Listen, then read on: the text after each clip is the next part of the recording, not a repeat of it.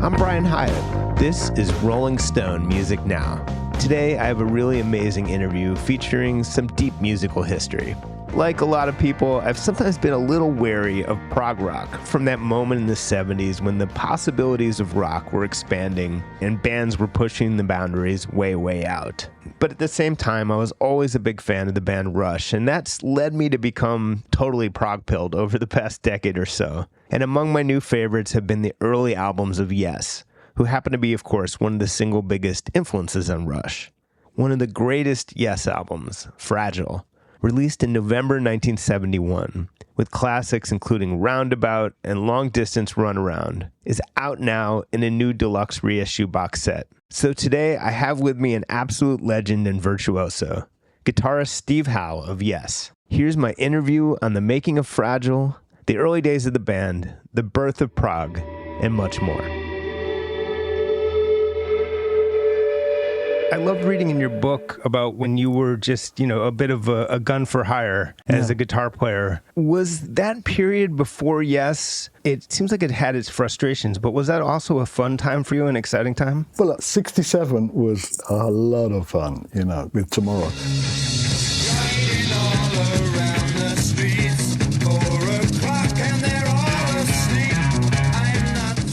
And then when 68 came round, then Tomorrow fell apart and the whole world seemed grey, in comparison to the rainbows of 67. So 68 wasn't too great. But I did establish working with some writers. But, it was just hard work. We didn't get anywhere at all. And so, well, that's it in a nutshell. So it wasn't at all fun. But I did write a lot of music. And I wrote things that later, because of the album that I was working on with those guys, was deemed never to come out, then I felt quite comfortable with taking Worm, which was called The Ghost of Nether Street, I think.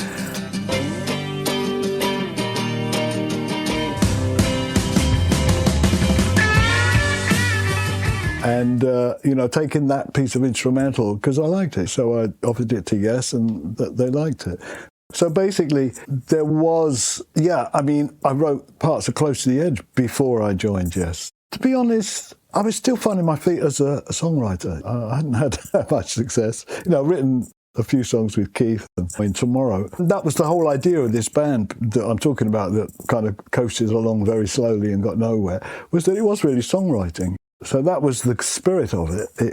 It was just a kind of sabotage, really, by the label dropping us and then people getting the wrong idea at management about us too. So, it was a pretty sorry tale. So when Chris called me and said John Anderson and him would want to invite me down to play, I thought, maybe this is the one worth going to take this on. So I keep laughing when I say it. And the rest is history. You saw prog rock, what came to be known as prog rock. Initially, you saw it as an extension of psychedelic music, which I think is correct. I mean, I'd been psychedelic. I'd been songwriter with this group, in the interim, where the thing was get the songs. But those songs were mainly vehicles for guitar riffs and tunes anyway. So when the Yes album was presented, first of all, I had to learn quite a lot of the time in the word. So I could see that this group was like, they weren't playing pop songs.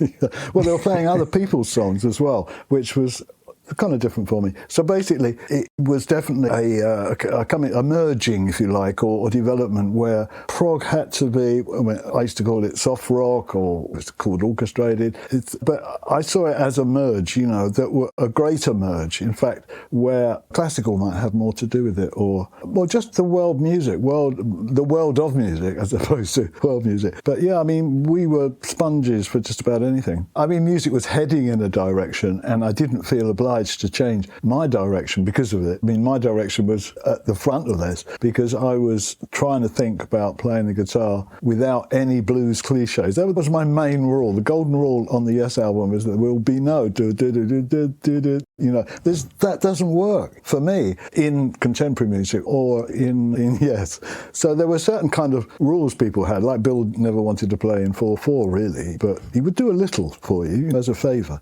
And that was what ended up making it, quote unquote, progressive, is if you ignore cliches, then you're headed forward. That's right. And the key was that there was this saying that if you were in rehearsal or you're working up some new songs, and somebody sort of had the audacity to say, I really don't like this, but everybody else liked it, then we'd gang up and immediately say, but that's only because you haven't found something to play yet. We'd present them with the issue, well, yeah, sure, if you don't have maybe you don't like this, but when you've got a part, it'll work with our parts. So that was the encouragement, was to think kind of broad, although nobody said ever think narrow.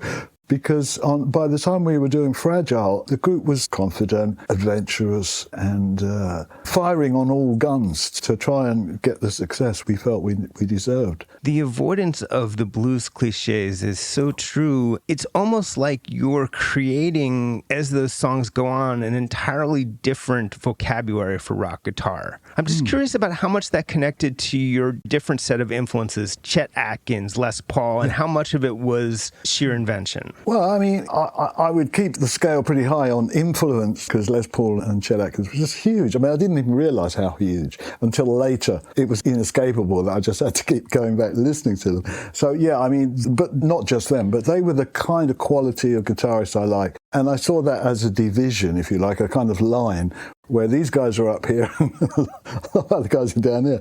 But, I mean, everybody had their place, and I enjoyed the different things. But kind of seeing what other guitarists were doing is still absolutely crucial to my feeling like I'm a guitarist, a musician, who is attempting to keep floating the boat, keep going forwards, keep finding, not struggling, not desperately, but just enjoying finding different ways of doing things. One of the ballsiest things you did was to use so many clean tones in an era when everyone was seeking out the most gnarly, for lack of a better word, fuzzed out, distorted tones, and you were often going in a different direction. That was that guitar, the 175 is the ultimate. I made it sound like any guitar I wanted, but fundamentally it sounded like a guitar that was quality guitar, and the clean sound was good. But that was an influence of people like Chet, and less so of people who were, using distortion. But I didn't mean to say I didn't like it, but I knew that my playing, and especially if I'm playing more than one note at a time, there's a cleanness that you have to have in your sound to really make that ring. Otherwise it's like it isn't very satisfying. But what I was really doing was throwing in as many sort of tangent styles. Bit of Wes Montgomery, and then boom,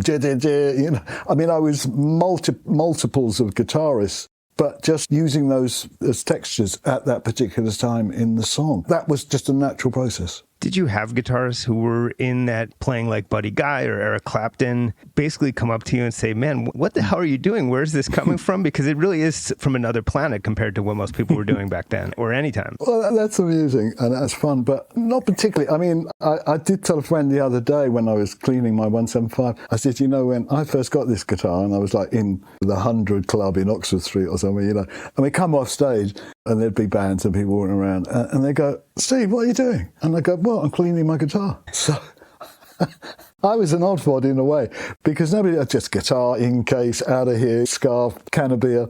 But I was cleaning this guitar. So there was something about keeping a guitar pristine that I still firmly believe that it's not just about that it looks pretty. No, it's the secret to that is that it plays pretty. If you've got a guitar that looks nice, that's a plus, but it ain't a plus if you don't play good. So the 175 is the ultimate, number one, is the ultimate guitar for me to play. That's why I record it so often. It's on lots of records and I record it here a lot as well, especially since it resides more or less with my guitars in the studio, because it doesn't go anywhere else. One thing I was going to ask is, before we get deeper into the album, is psychedelic music. Psychedelics. You wrote in the book about obviously taking acid during that period. There are people for whom, especially in that era, acid cracked open their creativity, opened them to new possibilities, but that doesn't appear to be the case for you.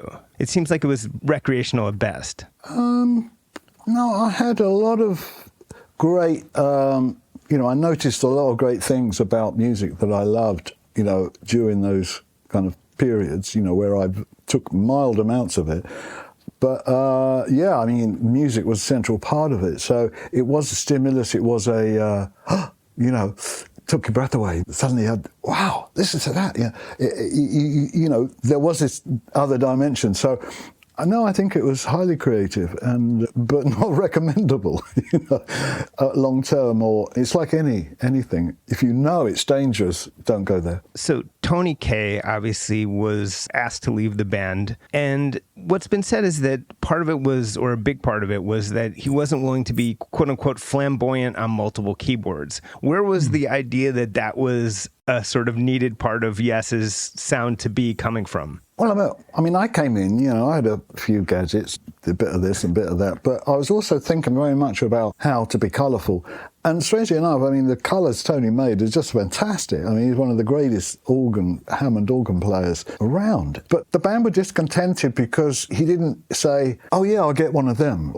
So he started to undermine our idea that he was, I don't think it's to his detriment at all, but he stuck by his guns and said, no, this is the kind of player I am, piano, electric piano. I'm at home with the organ. It's so true that I live by those standards now. I only play on instruments I feel at home on, So, but at that time, it would have been great if he'd said, oh yeah, I'll try this stuff. But I don't think you can't say that he knew his limitations, although it did limit him by saying that, because he didn't, spread out in further years of Yes. But I mean, I love the guy, he plays great. We love to get back together with him whenever we can. It's a paradox, really, that he wasn't up for it. But we got very ambitious and we thought, well, if we get a keyboard player who wants to do that, or who's already doing that, it's got a mini mode. So we saw the future of Yes being dependent on the new developments in the way instruments were being made. If you're going to just say, no, I'm only going to do that, it does limit you, So, of course, then Rick Wickman comes in, and, it's no secret that the two of you were a little bit like oil and water, at least personally. But was your appreciation for his playing sort of unmarred by that? We did pretty much immediately create some glue between, a guitar, a keyboard, you can do that. And in fact, the nice thing is that we had this pattern, it ran through the 70s, where at times I didn't play. The whole bits, I can think of loads of them. I didn't play at all. And likewise, nor did Rick. There were other bits where Rick didn't. So we were always sharing the emptiness when it was possible to create a really good mood with just a guitar, bass and drums and a vocal, Or other times, hey, we don't need a guitar, we need a piano. We've got a piano, and that's doing so much that we don't want a guitar. And I completely agreed with those ideas and never thought, I thought, I'll get a break here. So there was usually benefit to that. But what the benefit was, I was trying to explain, was in the musical terms of how this flowed. We had sometimes when we were working really close together and doing all that stuff, but other times it was much more subtle, and there was room, and we both supported and we both led. Yeah. Was he ever, it's an interesting question in Prague. Is there ever a point where he was too fiddly for you? Well, too twiddly didn't really exist to us in our minds. There wasn't really such a thing. I mean, if you could play it, then it obviously isn't too twiddly, because, hang on, you're playing it. So the fact of being able to play something that was, if you like, twiddly, did give it validity, because we wanted to sparkle, we wanted surprise, we wanted to have, we didn't want to play, 12 bars. So basically we had to keep finding things that were different. Otherwise, everything would sound the same. So there was this kind of flotation of ideas and sounds and things, as Rick had a lot to offer, but he was primarily, and particularly on the Fragile album, not often there when we made most of the music. He did a lot of overdub sessions to make it all right. And sometimes that was great. Production-wise, that was very clever, because, Chris Bill and I could plough on for hours. Take 16, oh God, But Rick, for whatever reason, he wasn't quite in that ballpark with us. We wrote most of the music, so there was this sort of dedication. We got to see this through. So Rick did an awful lot of overdubs, and sometimes a guitar idea became a keyboard idea when he doubled it, which happened. I just heard it. See, I did listen to Fragile earlier, and in Roundabout, when we go, you really can't hear the guitar. That's not a bad thing. And people have said to me, that's a good, keyboard riff. I said, no, it's a guitar riff.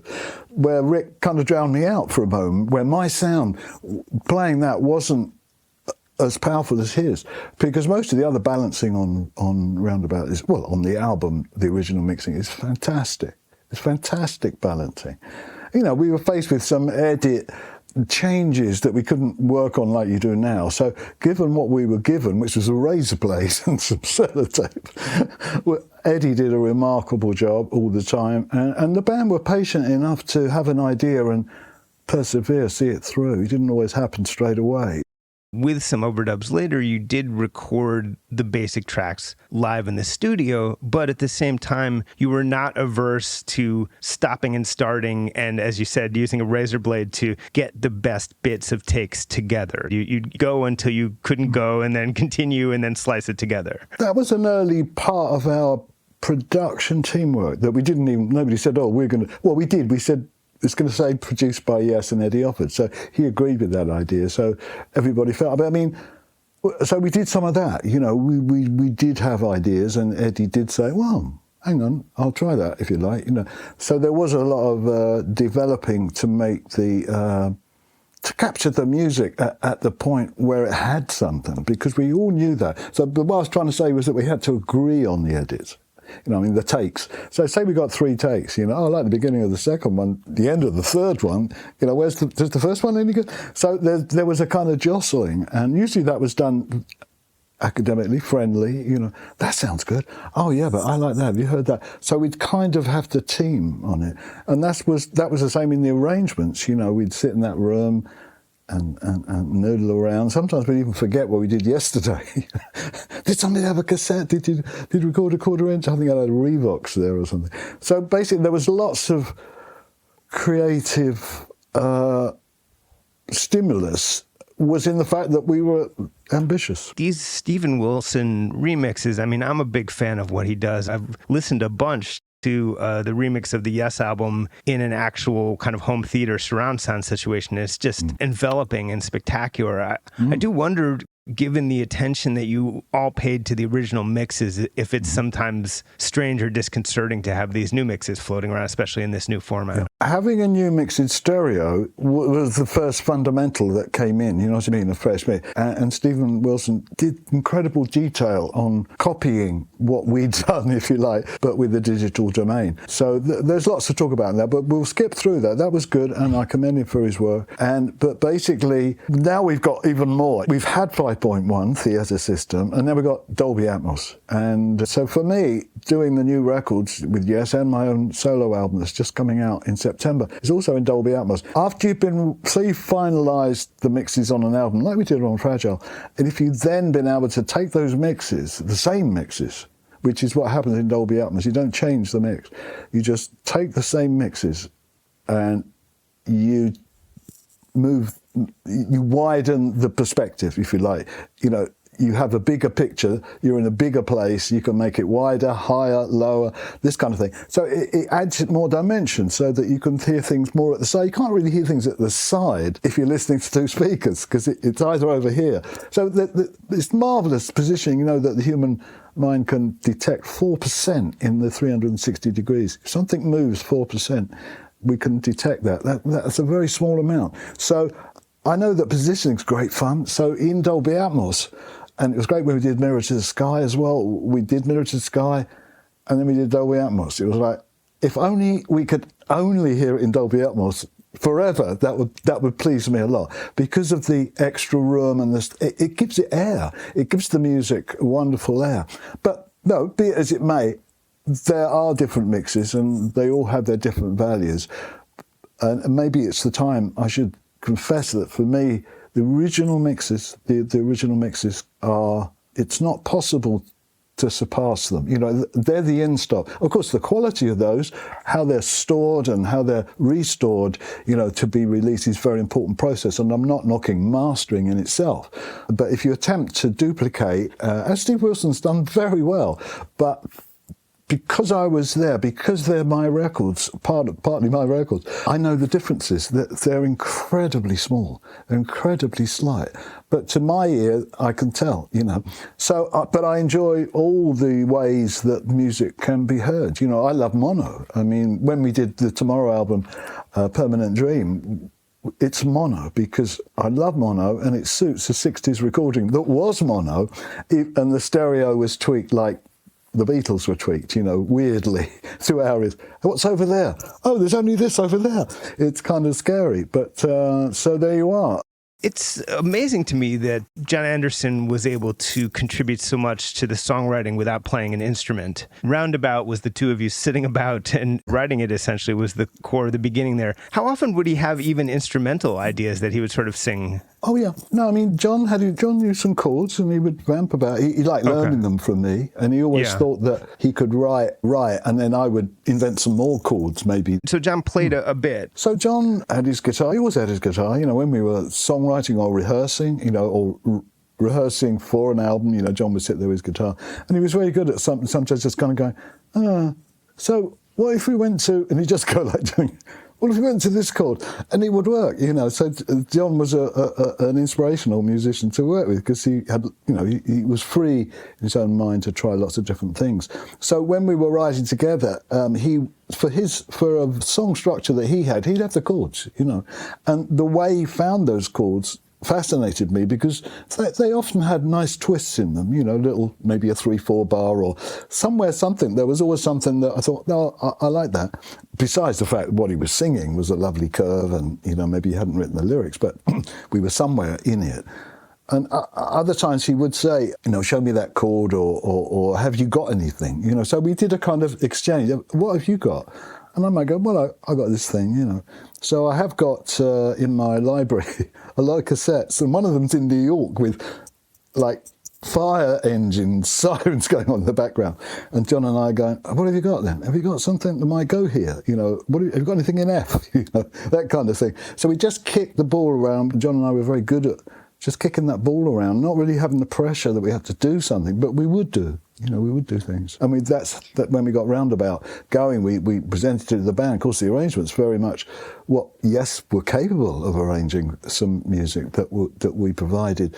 That was fairly simplistic. As I said, John knew enough to get round what he wanted to present as a strummer, strumming. As complex as Roundabout is, there is that little chord progression, the da-da-dun-dun-dun, that's kind of at the core of it.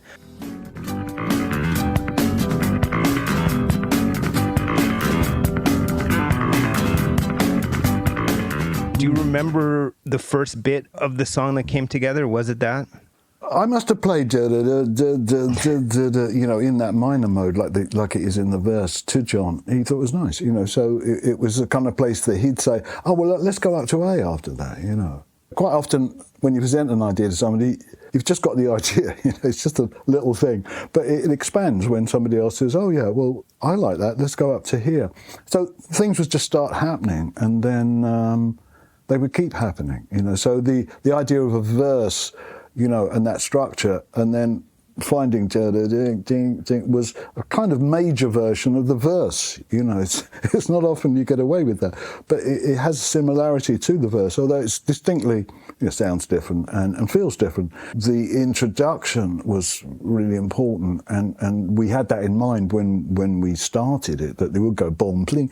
The backward piano, I believe, was my idea. I won't preciously say it was, or it could have been somebody else's, but the backward piano really gave it a kind of moment. Funny enough, it's quite like tomorrow's My White Bicycle, which also starts with a fade up, but lots of things, anything that's backwards will start like that. So Roundabout has that, but that was a beautiful E minor on a piano in Advision, so that was flipped on the tape and then lined up so that it would climax backwards with the attack of the chord.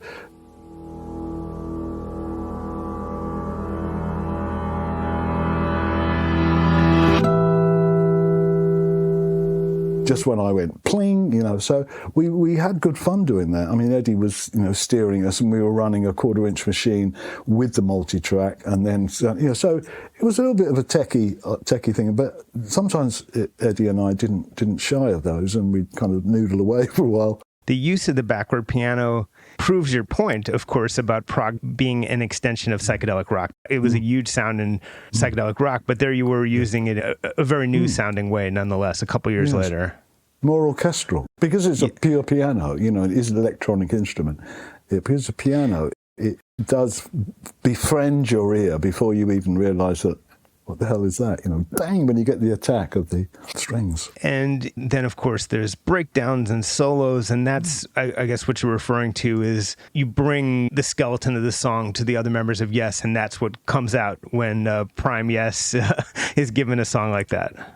Yeah, I guess it does. There was a lot of effort made, and this album was deemed to be important. It was an important album because it was like the breakthrough album where Atlantic were actually happy with Yes, because the Yes album had broken through in Europe and had made a mark in America. So we were kind of over the hill of thinking they were going to drop us, which they might have done if the Yes album had totally failed. So it was a 3-album deal. So Fragile gave us great confidence that they were behind us. Ahmet Erdogan was just one of the great people behind Yes that very rarely gets mentioned, but he was there. And Long Distance Runaround, obviously credited to John Solo, but there must have been tremendous work by the band in bringing that to life. I just listened to it, and I picked up on a couple of things. I mean, I do write intros, and that is actually something I put together, I wouldn't say alone, but either with Bill, with him going, can you do that, Steve? So we might start like that, but that's one of my ideas, riff. So in fact, the song is absolutely riddled with my writing approach, even though I'm not credited. So good luck, John. But I was also just providing a role that a guitarist would provide as well, but it was sort of slightly structural, but that's what gets through the gate, We were just speaking about your very different vocabulary. The opening riff of that is such an example of that.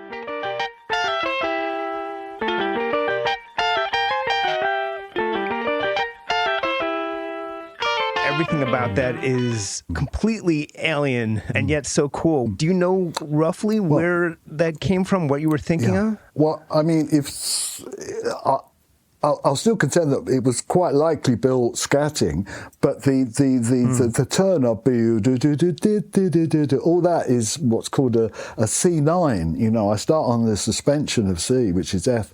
So I start on F, but I go D, and that cross is actually a 9. So it's not a regular major chord. But then Rick put a harmony on it, which then it changed a lot. So we built on that by it being a 2-part thing. And I really got caught by surprise today because it goes around 3 times at the beginning. And I always remember that's a trick on stage. Remember it goes around 3, not 2 times. So listening even caught me out, because after 2 I thought it was going to go which is where the backing for the whole verse. So yeah, extraordinary song, and that the kind of chorus bit in it that floats a bit more. I can't think what the words are, but I play a similar idea, but it's in like a tonally, it's a 6 instead of a 9. It's a 6, which makes it pretty. It's kind of so John's singing and I'm kind of pretty, but I've got the same sort of line. It's weird how one comes up with those things. Yeah, essentially what they really, it's sort of jazzy arpeggios is how we might categorize them. Yeah, that's why I think Bill's partly to blame. Bill might be partly to blame. People think of jazz rock and prog rock as something separate, but obviously there was incredible crossover. You guys love Mahavishnu Orchestra and other fusion stuff, so that was all coming in there. Well, I mean, I had jazz riddled, Kenny Burrell, Wes Montgomery. But what I wanted to say was just to recall Bill again, when we were doing Heart the Sunrise, that doindly, that was Chris's riff, right? But, it didn't go anywhere. I mean, it was just lots of doindly. So we had doindly, we had loads of that. But that was definitely Bill scatting to me, I think. Steve, can you do something like, I hear it, kind of So, I mean, ideas, that's what I mean about Yes arranging. We don't know really who did it. We all did it a little bit. I mean, Heart of the Sunrise is just an incredible song, just so heavy and so insane that you guys were doing that in 1971. It really was a leap into the future there.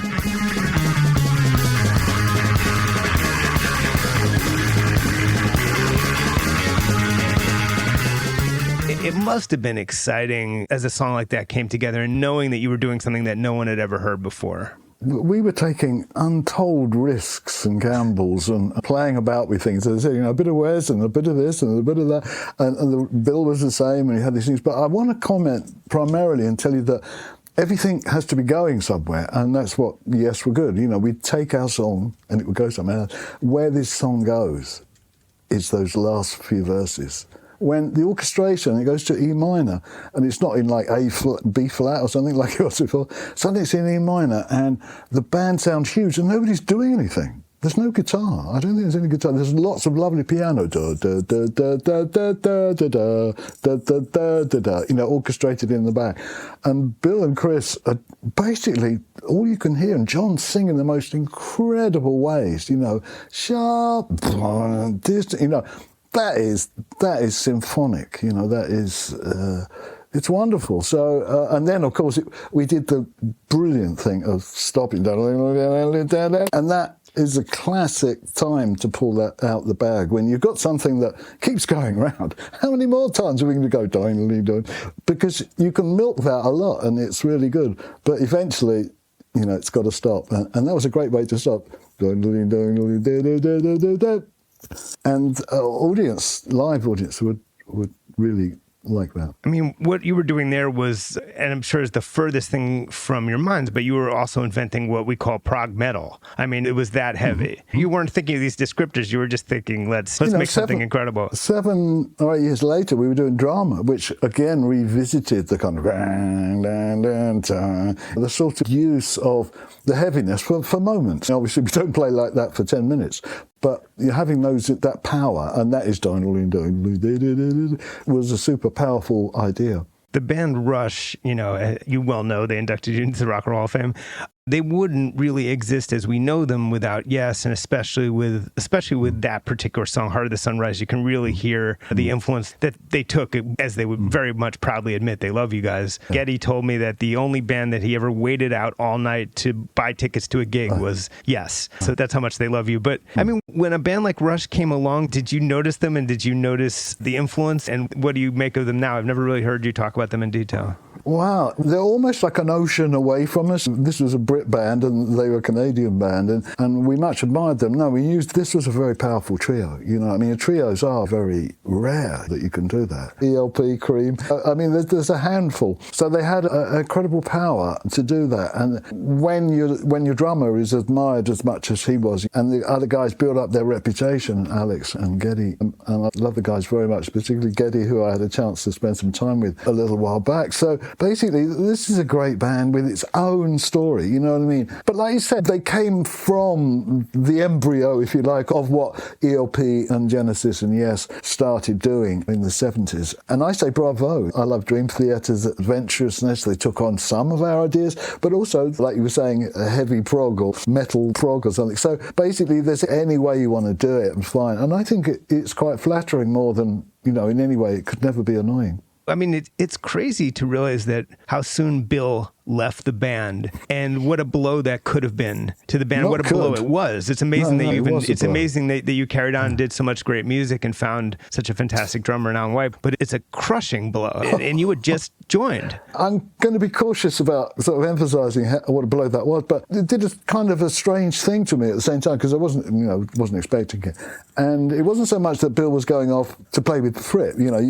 Some people might have thought that was a bit insulting. Not at all, because, Fripp was a musical entity, mainly King Crimson, Ike, and basically, but what was shocking was it was like a cliff edge where we believed up to that very moment that Bill's belief and love of Yes was equal to ours. That's what was really shocking. Suddenly he said, no, I'm off with King Crimson. We'd be like, how can that be? I mean, you were just here playing the record. You just approved the mixes. But that was his... I tell you what, I'm really the same. I may have done the same thing if that's what the music had told me, because I follow my music. And at any point, if my music's going, you know what, it might be time to get out of this. I've got to get out, because I think that's what Bill was listening to, his inner pulse, his inner sensation. And, he is very much more of a jazzer than I am. I'm a sort of part-time jazz because I'm a part-time folk guitarist and classical guitarist and steel guitarist, mandolin player. I mean, I'm a crazy mixed up kind of suit, but Bill did have a sense of destiny. He wanted to do things that surprised and were powerful and were completely uncommercial and didn't play into the hands of the labels and the charts, and he didn't need that. And then I was curious, you said you're working on some new music, including a solo album. What's going on with that? It's called Guitarscape, and it's an instrumental album with my wonderful son Dylan playing the drums. I play keyboards on this one. It was invented by keyboard parts. So I wrote a dozen keyboard parts, improvisations, and then I trimmed them and arranged them so that I could then play the guitar on top of them. It's a pretty spacey album. It's pretty esoteric, but everybody's liked it so far, so I think it may be enjoyed, and that's coming out on my own label, House Sound, distributed by Cargo, coming out on 27th of September when the next touring's all coming down. And there's other pipeline work going on with Yes. We are writing for another album after The Quest and Mirror to the Sky. We're also very happy. But I was delighted to get Guitarscape out because it's very fresh. I only had the idea a couple of years ago, and then I thought, I'll do that. That'll be a lot. Because I like other albums I do are very, very constructed. They take ages to construct because they're of different ingredients. But this was a pure kind of escapism project where I could just formulate nice tracks for myself to develop, but just on a keyboard. So that is quite different for me. Thank you so much for taking the time to do this. All right, Brian, it's been very nice. It's been very sweet, and thanks a lot. And that's our show. We'll be back next week. In the meantime, subscribe to Rolling Stone Music Now wherever you get your podcasts. And please leave us 5 stars and a nice review on Apple Podcasts and Spotify, because that's always appreciated. But as always, thanks so much for listening, and we will see you next week.